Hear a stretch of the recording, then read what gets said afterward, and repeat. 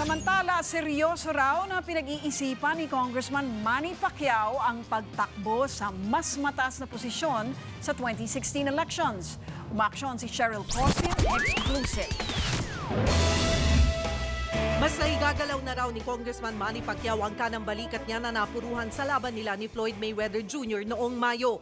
Tiwala siyang sa loob ng 2 hanggang 3 buwan, fully recovered na siya. Sabi ni Pacman, posibleng magkaroon ng Maypac 2 sa susunod na taon. Pero trabaho raw muna ang tinututukan niya ngayon. Yung mga constituents ko na nasa Sarangani na nangailangan ng tulong, na-focus ako doon. I will announce it before or after ng filing, kung magre-retire o continue. Pag-amin pa ni Pacquiao, seryoso niyang kinukonsidera ang pagtakbo sa 2016 elections. Ang posisyon at sasalihang partido, pinag-iisipan din niya. Sa ngayon, pagpalagay natin na 70.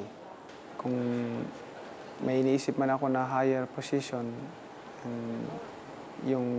yung senatorial, pinag-iisipan ko mabuti. Hindi pa ako nag-announce ng kung anong partido ko dahil di natin alam yung panahon. But sa ngayon, last election is una ako.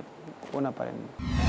Ang misis niyang si Jinky, mas gusto raw na tumakbo siya bilang gobernador. Sa kabila nito, sumagi rin daw sa isip nilang mag-asawa na iwan na ang politika. Lalo't ayaw na raw tumakbo ulit ni Jinky sa 2016.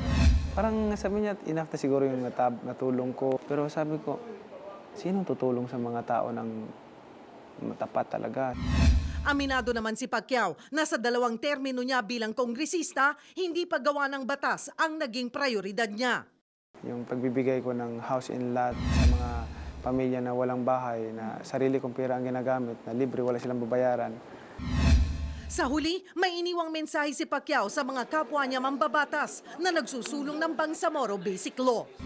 Kahit na hindi nila ako nakikita nagsasalita dyan, pero una, bigyan ko sila ng The BBL is proposing for a parliamentary government, which is, that's against the Constitution. They're not subject to audit by CUA. They can form their own army forces like army and PNP. So we are authorizing them to create another nation. Remember, the government is dealing to MILF. How about MNLF? How about Abu Sayyaf? Sabi ko, hindi ako talaga close door sa BBL, kundi iaayos lang natin yung tamang mga provision. Umaaksyon, Cheryl Cosim, News 5. Be sure to come back. News 5 everywhere. Copyright 2015.